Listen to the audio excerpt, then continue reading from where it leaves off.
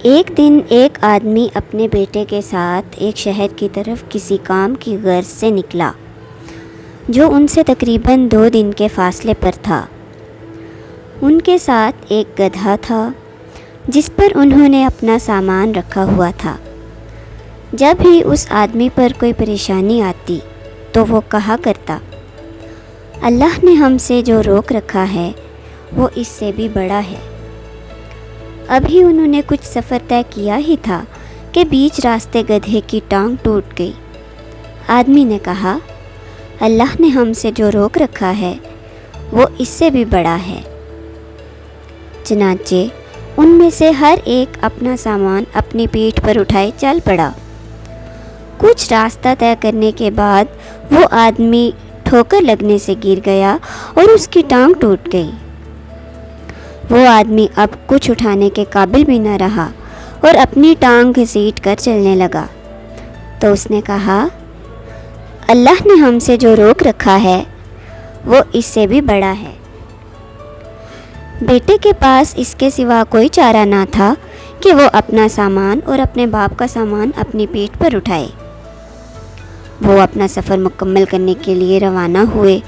راستے میں بیٹے کو سانپ نے ڈاس لیا تو وہ زمین پر گر پڑا اور درد سے کراہنے لگا۔ پھر بھی اس آدمی نے کہا، اللہ نے ہم سے جو روک رکھا ہے وہ اس سے بھی بڑا ہے۔ یہاں بیٹے نے غصے میں آ کر اپنے باپ سے کہا، کیا اس سے بھی بڑی کوئی چیز ہے جو ہم پر پڑی ہے؟ باپ نے بیٹے کی بات کا کوئی جواب نہ دیا بلکہ بیٹے کے صحت یاب ہونے تک رک گئے۔ جب کچھ دن بعد بیٹا صحت یاب ہوا تو انہوں نے اپنا سفر پھر سے شروع کر دیا۔ جب وہ اپنے مطلوبہ شہر میں پہنچتے ہیں تو کیا دیکھتے ہیں کہ مکمل شہر زلزلے کی وجہ سے تباہ ہو چکا ہے اور اس میں رہنے والوں کا نام و نشان بھی نہیں رہا۔ اس شخص نے اپنے بیٹے کی طرف دیکھا اور اس سے کہا، بیٹا دیکھو، سفر میں جو مصائب ہم پر پڑے ہیں، اگر وہ نہ پڑتے تو ہم اس دن پہنچ چکے ہوتے اور اس سے بھی بڑی چیز ہم پر پڑتی اور آج ہم بھی ان ہلاک ہونے والوں کے ساتھ مٹ چکے ہوتے۔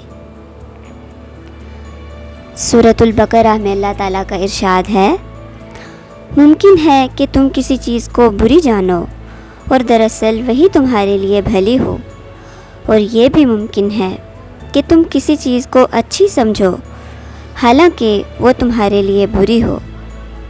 حقیقی علم اللہ ہی کو ہے، تم محض بے خبر ہو۔ اگر آپ کو ویڈیو اچھی لگی ہو تو ویڈیو کو لائک کریں، چینل کو سبسکرائب کریں اور بیل آئیکن پریس کریں۔ اگلی ویڈیو تک کے لیے مجھے اجازت دیجیے۔ اللہ حافظ۔